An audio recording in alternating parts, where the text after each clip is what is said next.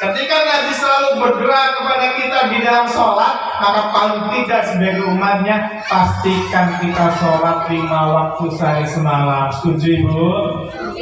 Bu? Pesan yang pertama dari pengajian ini, jangan tinggalkan sholat. Setuju Bu? Setuju Bu? Bapak-bapak jangan tinggalkan sholat. Sholat itu adalah kewajiban. Betul apa betul? Kan ada lagunya itu. Sepohon kayu daunnya rimbun. Sepohon kayu daunnya rimbun, lebat bunganya serta buahnya, walaupun hidup 1000 tahun kalau tak sembahyang apa gunanya, walaupun hidup 1000 tahun kalau tak sembahyang apa gunanya. Sepohon kayu daunnya rimbun, lebat bunganya serta buahnya, walaupun hidup 1000 tahun kalau tak sembahyang apa gunanya, walaupun hidup 1000 tahun kalau tak sembahyang apa gunanya. Rasulullah salamun alaik ya Rafi'an syani wa daraji, afata yati rabbal alamin ya uhal judi wal karami, afata yati rabbal alamin ya uhal judi wal karami. Wajib sembahyang bagi muslimin 5 waktu yang telah ditentukan. Jangan kita tinggalkan, karena itu perintah Tuhan. Jangan kita tinggalkan, karena itu perintah Tuhan. Ya Rasulullah salamun alaik ya Rafi'an syani wa daraji, afata yati rabbal alamin ya uhal judi wal karami, afata yati rabbal alamin ya uhal judi wal karami. Sallu ala Nabi Muhammad. Ibu, sholat itu wajib. Paham ya? Wajib itu mau tidak mau, bisa tidak bisa, senang bukan senang, harus dikerjakan. Dan waktunya sudah ditentukan oleh Allah Subhanahu wa Ta'ala. Jadi misalnya gini Bu, tidak ada alasan untuk meninggalkan sholat. Contoh, waktu sholat duhur, ini sakit dimilih kayak gitu, bisa ya? Waktu sholat duhur itu jam berapa kira-kira? Jam 12, 12:04, setengah 1 gitu ya. Itu Bapak Ibu, orang siapapun, orang manapun, di jam itu adalah jam-jam istirahat. Entah itu orang Kristen, orang Hindu, orang Buddha, orang Katolik, orang Inggris, orang Jepang, orang manapun, jikalau jam 12:30 itu waktunya istirahat. Jadi Bapak Ibu, tidak ada alasan tuh saya sibuk banget nggak bisa sholat duhur, itu bohong itu. Kita sebagai seorang muslim hanya disuruh nambah 4 rakaat sholat untuk menghadap Allah Subhanahu wa Ta'ala. Kemudian sholat asar itu jam 4 kurang lebih. Kalau sekarang ini sudah masuk. Tapi biasanya jam 4. Nah jam 4 itu Ibu, orang-orang bekerja itu kalau orang sini berapa jam? Kalau sini malah swasta semua ya, orang-orang entrepreneur, perusahaan, orang nyadar bebas banget waktunya. Gitu oke? Kalau orang yang kerja di kantoran Pak Kades itu berapa jam Pak Kades? Sehari itu 8 ya?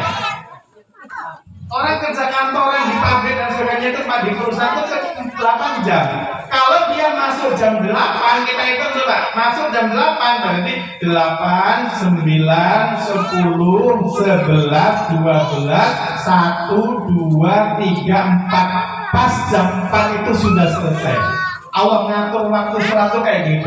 Tidak ada alasan bagi Pak Kades, tidak ada alasan bagi kita semua pedagang, tidak ada alasan bagi petani tidak sholat asar gara-gara sibuk. Betul atau betul? Sudah diatur jadwalnya oleh Allah Subhanahu wa Ta'ala.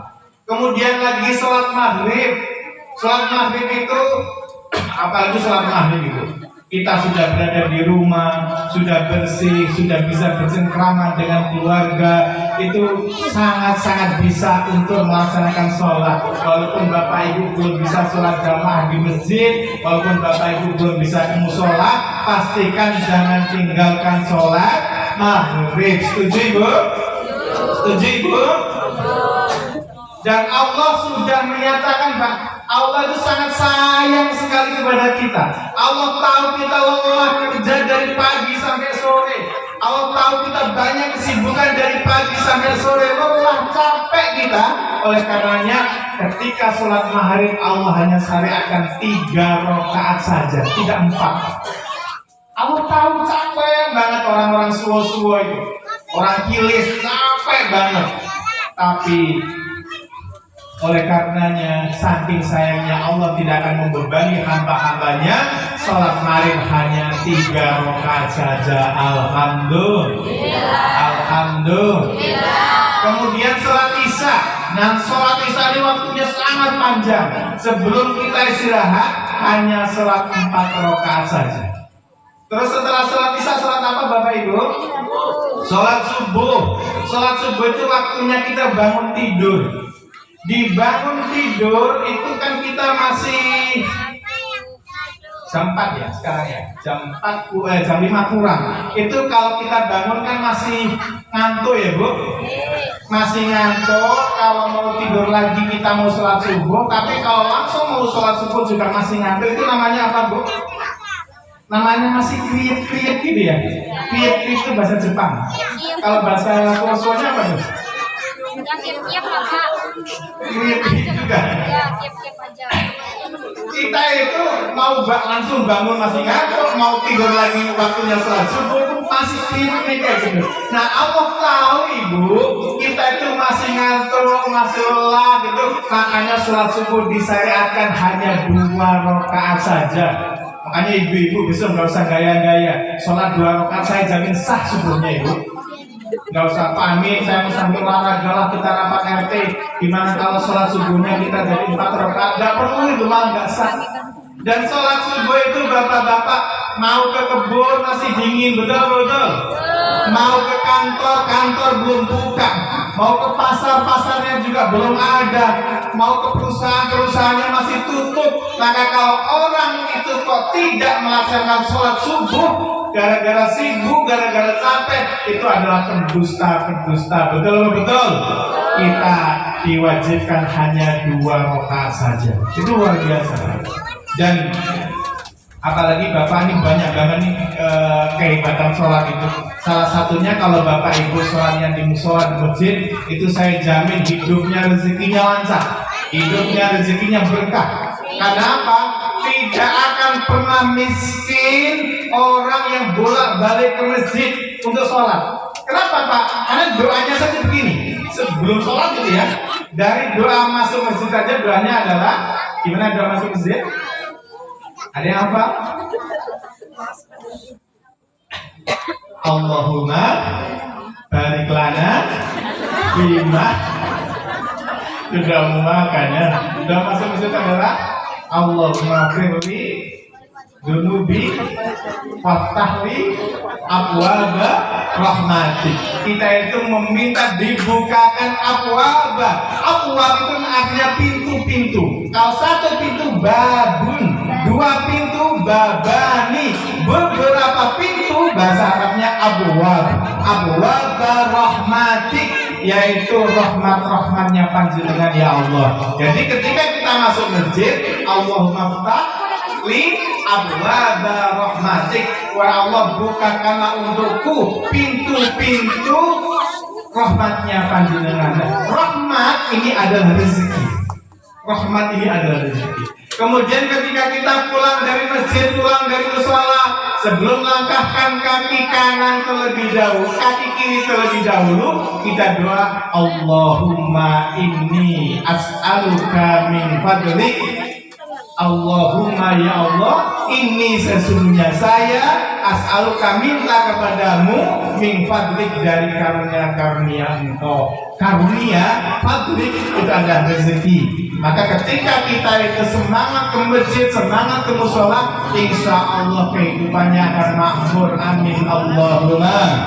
Amin Allahumma. Sudah jam 4 kurang seperempat. Terus Bu. Terus. Itu namanya menghina. Ini Ustaz bukan parkir terus.